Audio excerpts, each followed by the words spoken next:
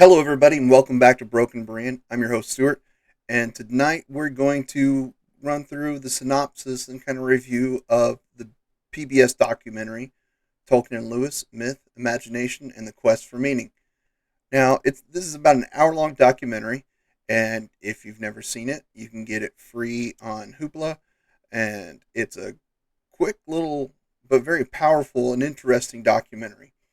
This documentary dives into the night that Tolkien, Lewis, and Hugo Dyson had a dinner and evening together, walking around discussing myth, faith, storytelling, and a bunch of other topics and how each one of these influence each other.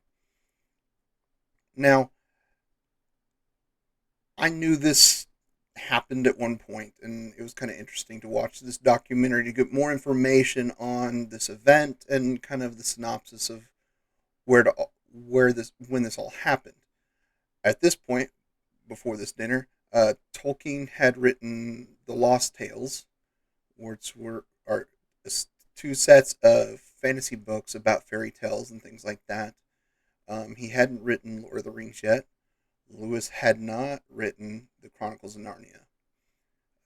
Hugo Dyson, who's was not a prolific writer, but a very prolific teacher whose writings and lectures are well documented and are among some of the favorite among scholars of literature and fantasy and myth.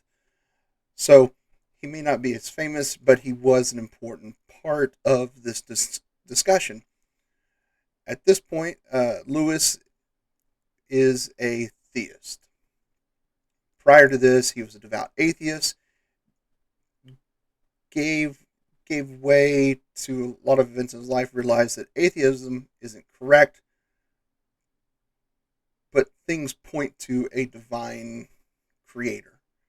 He wasn't a Christian. He was a theist. He believed that there probably was a God. Kind of more, I guess, based on how they described it, it sounded to me like an agnostic looking for evidence. So that's the kind of timeline in Lewis's life. Tolkien and Dyson, both devout Catholics, and all of them taught at Oxford. All of them were very respected, and but they lived basically like a cloistered life inside Oxford. All three of them did. But it's at this point where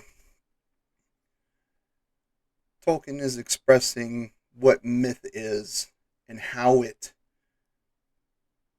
seems to be a outside calling, a outside pull to tell myths, to tell stories. Seems to be we can kind of create it, but we feel compelled to create these stories. And they talked a lot about how myths often seem to be common among different peoples in different areas, and that's because this longing, this understanding that this stuff exists, but we don't can't quite put our finger on it why, but we know it does, and so they had a long conversation, and it wasn't like this is the dinner that Tolkien converted Lewis to Christianity. That came about a year later on a motorcycle ride with his brother to the zoo. So, uh,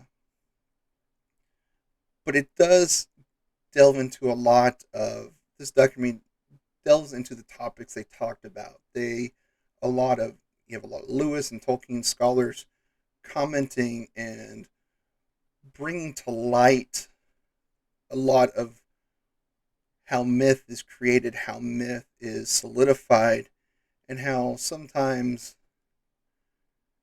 myth is just the longing to figure out the story that we feel deep within ourselves, which, when presented with the gospel and with the Bible, these two resolve from knowledge and wisdom with rationality and inform the will of the human soul to accept that the myth of the Bible, which by definition can be classified as a mythical story, with the exception is this is the myth. This is a myth. The only difference is this is a myth that happened. I think it was Lewis. I think it was they quoted Lewis in one of his stories. Not one of his stories, but one of his books, Pursuit of Joy. I forget what it's called. Excessive Joy, and basically said, if you told me of a sacrifice in a pagan story, that's kind of fascinating. If you tell me a story of a God that sacrifices himself to save his creations, that's a powerful story and that's enticing. But the fact that I found such an amazing myth in the gospel, and that myth is true, it is the most powerful story we've ever been told. Now, I'm not going to run through the entire documentary of all the topics, but this is a 1 hour sit down and watch and just enjoy, because really it's very interesting to hear all these scholars discussing the things that they discussed and how it related to not only the world of storytelling and faith, but how this influenced and informed not just Dyson and Lewis, but Tolkien was motivated to tell more stories. This is the dinner that and basically launched both these men into their writing careers. And this is a very important dinner, and this is a very interesting topic. I mean, seriously, if this had taken place today, and we had a video recording of this evening with these three men, it would be the most viewed video in the world. These were three men with towering intellects, towering knowledge on myth, storytelling, English, language. These were the Oxford giants of their day.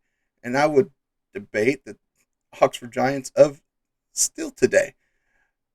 There's a lot that you have to admit these men accomplished, and their writing and has not only influenced other writers, influenced other people, but have shown that, oh, these stories that they wrote were most definitely influenced not only by myth, but by the Bible and by the gospel.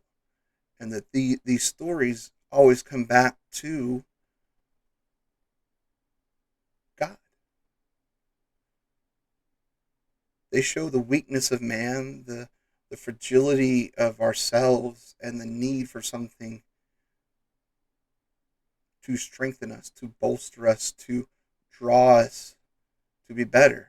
Because left to our own devices, we will turn in on ourselves.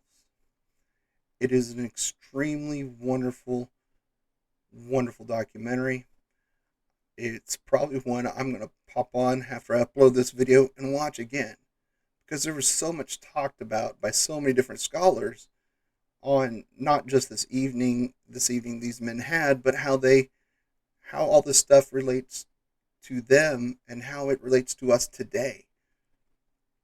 It is a very, very motivational documentary for those that are aspiring to study myth, to study theology, to study religion.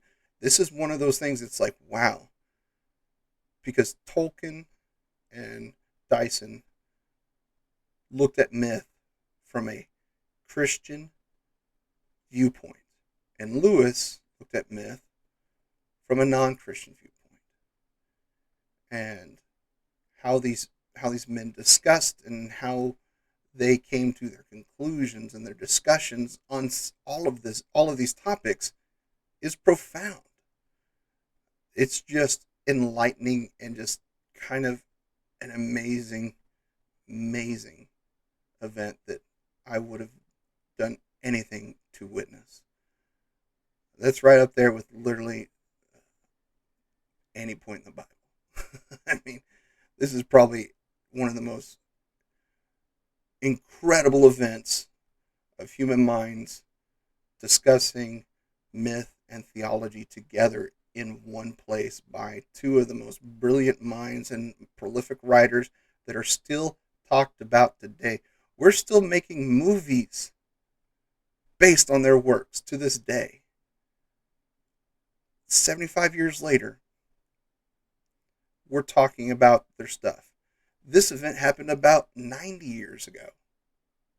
1930, yeah, a little less than that, little less than 90 years. This was like 1930, 1931.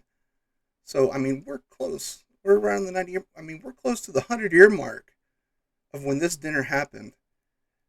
And these wonderful writers and Christian men are influencing our writing, our movies, our television, and things today.